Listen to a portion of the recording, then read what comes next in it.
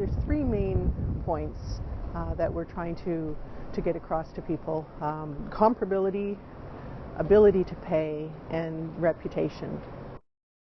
If we accepted the administration's offer, by the end of the next contract, we would be 20% behind in terms of salary.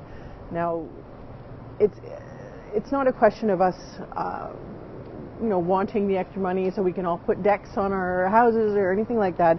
It's a question of our ability here at UNB to attract and to keep people of the caliber that we want to attract and keep. I mean, if you were a young hotshot coming out of your PhD program and were offered two jobs and one was at 20% less, all other things being equal, what would you do? Of course you would go with the higher paid job.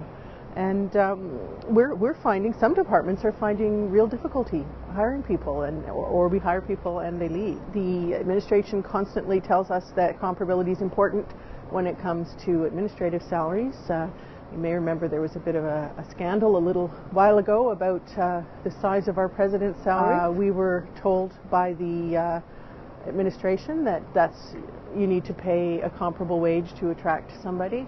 They said that flat out about the president, and yet they don't seem to accept that argument for faculty. And the fact is, faculty are drawn from across the country just like administration are. It's not a local hiring pool. They can't take advantage of the depressed economy in New Brunswick and pay less. If we want to build this institution, we need to have comparable wages. We hear a lot from our administration about how they don't have any money, and certainly when they present us with their budgets, it seems pretty close to the bone. There doesn't seem to be a lot of wiggle room. They'd like to pay us, so sorry, but they can't. But we've been looking into it, and the fact of the matter is that they have a lot of discretion, and they're using that discretion when they build their budgets, and they're making choices about what they want to spend money on. In the last 10 years, we've lost 48 academic positions across both campuses. That's a big hit to take when your numbers are, sort of 600 or so. I mean, we're talking, 7 or 8% loss of positions in the last 10 years, and in that same period, there's been an addition of 84 non-academic positions.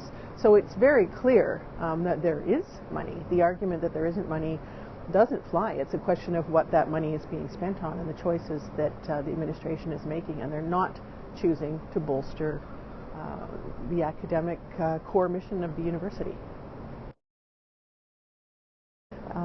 We all came here to teach at a comprehensive university, a big provincial university, and that reputation is being eroded. And it's not just a question of status.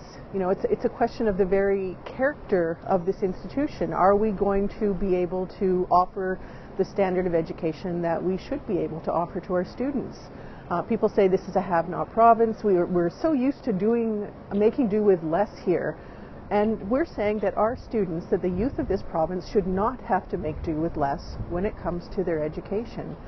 If this is a have-not province, if we're trying to keep our youth here, if we're trying to prevent that outflow, we need to start with the education system. We need to have a strong education system here with a flagship comprehensive provincial university at UNB, and give students something to stay here for. So it's not just a question, as I said, of status. It's a question of what the youth of this province, what the people of this province deserve. They deserve to have a comprehensive university in their province to help this province grow.